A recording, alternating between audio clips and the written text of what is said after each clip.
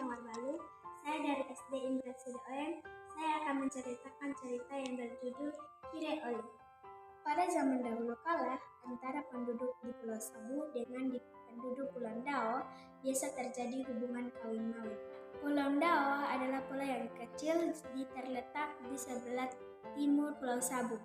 Ada kebiasaan suku Ndao serta budi bahasanya tidak jauh berbeda dengan adat kebudayaan Sabu. Di Pulau Ndao hiduplah seorang pemuda yang bernama Kire Oli. Orang tua Kire Oli menyuruh Kire Oli untuk menikah, tetapi ia belum menemukan jodoh yang bisa menjaga ia di negeri Ndao. Pada suatu hari, Kire Oli pamit kepada orang tuanya untuk mencari jodoh di seberang laut, yaitu Pulau Sabu. Sampai di Sabu, Kire Oli bertemu dengan kepala desa dan ia memberitahukan maksud yang ia inginkan. Ia mau melakukan sayembara untuk mendapatkan jodoh. Lalu ia menemukan perempuan yang cocok untuk dia yang bernama Lena. Tetapi Lena masih muda dan ia belum siap untuk menikah. Kire Oli memberikan waktu 5 tahun untuk Lena belajar dan ia akan menjemputnya. Di rumah Lena ada seekor kera yang jahat. Ia tidak suka dengan kecantikannya Lena. Lena ingin belajar menenun di rumah neneknya. Lalu ia pamit kepada orang tuanya. Lena ternyata tidak tahu kalau seekor kera itu mengikuti ia ke rumah neneknya. 5 tahun pun berlalu.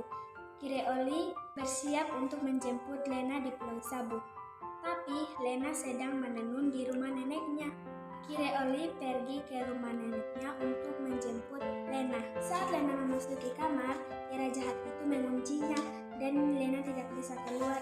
Setelah itu, kera jahat itu berubah menjadi Lena dan ia pergi menenun. Setelah Kire Oli sampai di situ, ia melihat seorang perempuan yang sedang menenun dan itu bukan Lena, tetapi itu kera yang jahat. Kire Oli pun akhirnya menikah dengan kera yang jahat itu. Lalu kera itu meminta untuk mendapatkan seorang pembantu. Pembantunya ialah Lena yang sebenarnya. Kire Oli akhirnya membawa istrinya, kera yang jahat, bersama dengan Lena ke Pulau Ndao. Di perjalanan, kapal yang mereka naiki mengalami musibah. Kapal itu tidak mau jalan. Mereka menyuruh istri Kire Oli untuk bernyanyi, tetapi kapal tetap tidak mau jalan. Lalu mereka menyuruh Lena untuk bernyanyi dan kapal itu pun mulai berjalan. Sesampai di Pulau Ndao, Kire Oli mengalami musibah lagi, yaitu tanaman dan semua tanaman lainnya dimakan oleh binatang liar sampai habis. Lena pun akhirnya melarikan diri kembali ke Pulau Sabu. Kire Oli akhirnya menyadari bahwa istrinya adalah seekor kera. Dia lalu membunuh kera yang jahat itu.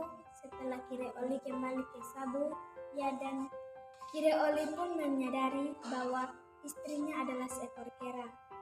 Dia membunuh kera dia jahat itu. Setelah Kire Oli kembali ke Sabu dan menjemput istrinya, mereka akhirnya hidup bahagia selamanya. Terima kasih, sampai jumpa. Dah.